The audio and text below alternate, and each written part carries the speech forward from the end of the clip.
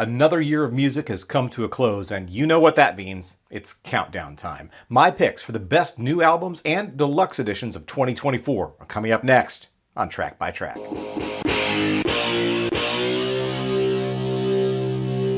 Hey everybody, my name's Kyle, and this is Track by Track, music reviews, news, and commentary. Thanks for tuning in today, and if this is your first time here, please take a second to click subscribe so you won't miss future reviews and more.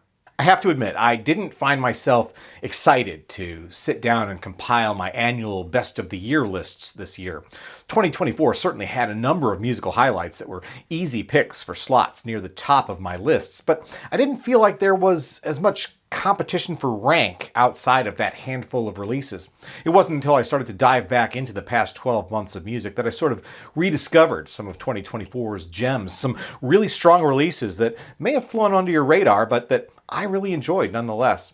Once I started revisiting some of that music, the competition was on. Suddenly I was dealing with a fierce musical battle for position, just like I have in so many years before.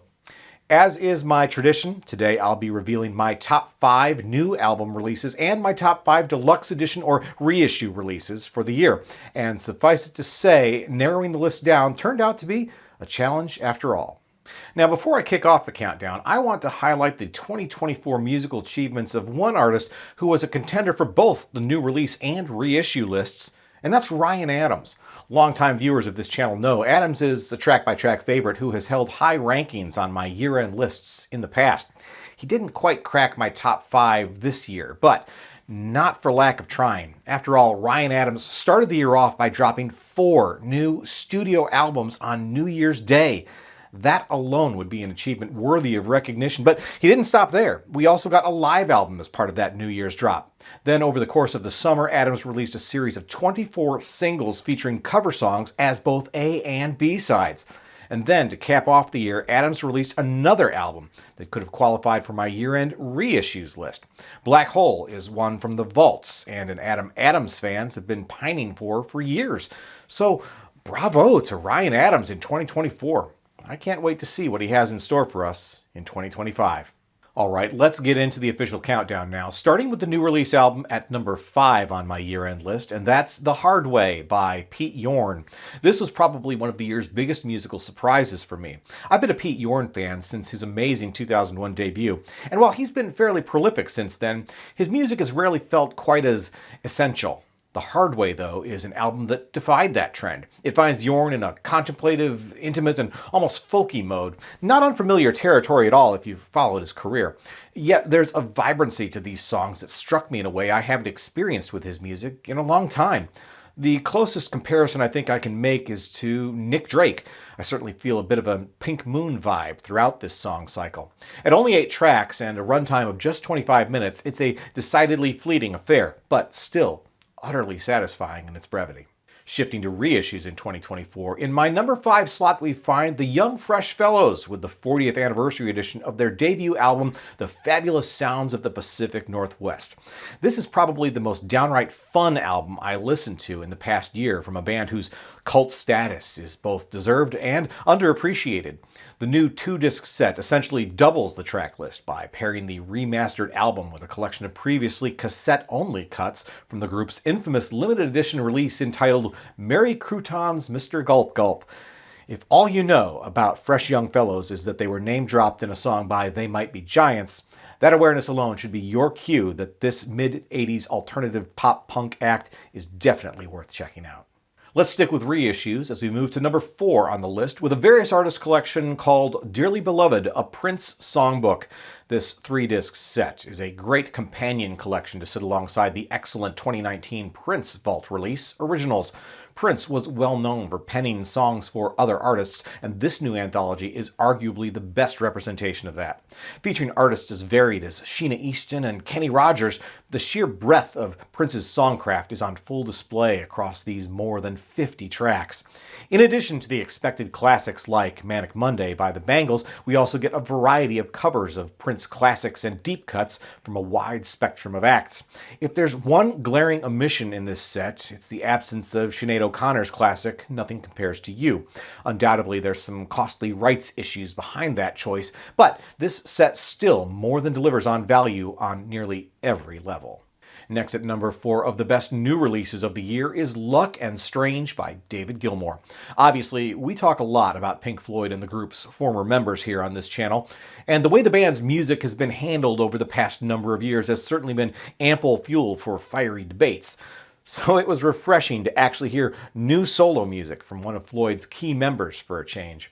Luck and Strange was a strong improvement over Gilmour's last 2 solo albums, giving fans his most cohesive song cycle in decades. And while I remain mostly unimpressed with the inclusion of a cover song on the already short album, and one sung by his daughter, no less, the track still feels like it contributes to the album's experience as a whole. And of course, there's nothing like Gilmour's signature soaring guitar sound, powerfully highlighted on tracks like Scattered, A Single Spark, and of course, the title song. The album marks a triumphant return to form for a rock legend. Speaking of rock legends, they don't come much bigger than the act at number 3 on the countdown for reissues and deluxe editions. John Lennon's excellent Mind Games marked its 50th-ish anniversary with a new Super Deluxe edition release that continued the impressive box set series that began with Imagine and Plastic Ono Band in prior years. Fans of those deluxe editions know just what to expect from Mind Games, with its expansive collection of outtakes, alternate takes, and so-called elemental mixes. Like the sets before, this is more of a peek inside Lennon's creative process than anything else. It's been rumored for a few years that a box set of Some Time in New York City has been completed but postponed for release, perhaps in favor of this more high-profile album. Will we see New York in 2025? Only time will tell. The name of the album coming in at number 3 for new releases this year is No Name. Not untitled, not eponymous, not Jack White. No Name is indeed the official/unofficial title of White's 2024 album. That's an unusual choice, but this is, after all, an unusual album. I'm not always a fan of Weird Jack White. His last weird effort, Boarding House Reach in 2018, was such a mess I called it a train wreck in my review. No Name feels like sort of a Boarding House sequel in many ways, and in every way it's superior. For me, this was the most fun new release album of the year, with tracks like That's How I'm Feeling and Bless Yourself as highlights. I also love the throwback sound of the album, with so many tracks embracing the White Stripes vibe more strongly than we've possibly ever heard in Jack White's solo output. On top of all that, we had the wildly unorthodox physical release of the album, with mysterious vinyl editions slipped to fans and Jack White himself encouraging people to bootleg the music before it ever got an official release. Definitely one of the most colorful album marketing strategies we've seen in a long time. Moving up a notch to number 2 on the new release countdown is As It Ever Was, So It Will Be Again by the Decemberists. When I listen to this album, I feel like I'm hearing a band that's painting with musical colors that no other act has on their palette. There's such a singular sound to their songs that's at once exotic and familiar, both retro and contemporary. Their latest album comes after a nearly 7-year gap in their discography, and it more than rewards fans and newcomers alike with its wildly creative sonic soundscape. I'd probably put myself in the newcomers camp, actually. I've enjoyed some of the band's music in the past, but didn't truly get hooked until hearing their 2024 album. It's an incredible journey, opening with a deceptively feel-good song about death and closing with a stunning 20-minute epic that evolves across a head-spinning array of musical genres. It's a powerful listening experience. Powerful, like, say, an Atomic Bomb? It should be no surprise to see U2 showing up on the countdown with the Super Deluxe edition of How to Dismantle an Atomic Bomb. It detonates at number 2 on my list of deluxe reissues. There's no doubt U2 has been one of the standard bearers for deluxe box sets over the years, always delivering the perfect combination of value and presentation in their releases. And while the inclusion of the so-called Shadow album, How to Reassemble an Atomic Bomb, was cool, I will admit that that collection of unreleased tracks isn't quite strong enough to deserve album status. They're great outtakes, no doubt, but there's a reason they were outtakes. I'm thrilled to have them, though, as well as the other bonus materials. Some video would have been nice to have as well, and it might have helped this set rank higher. Which brings us to the deluxe edition that holds the number 1 spot on my year-end countdown, and that's Synchronicity by The Police. We've been waiting a long time to see the music of The Police get the deluxe edition treatment, and this first set was more than worth the wait. packed with more than 50 unreleased tracks, including B-sides, demos, and outtakes, plus another 19 live tracks. This set not only sets a high bar for future deluxe editions from the band, it sets a new standard for other acts to follow. Your mileage may vary, of course, but Synchronicity has always been my favorite Police album, and obviously their biggest by a long shot. So we'll see how much enthusiasm carries over for the rest of their catalog. Hopefully, there's more to come in 2025 or beyond. And finally, landing at the #1 spot for the best new releases of 2024, it's Songs of a Lost World by The Cure. I don't know what's going on with legacy acts taking decade-plus breaks and coming back against all odds, delivering incredibly vital new music, but I'm here for it. Last year it was the Rolling Stones, and this year The Cure continues the trend.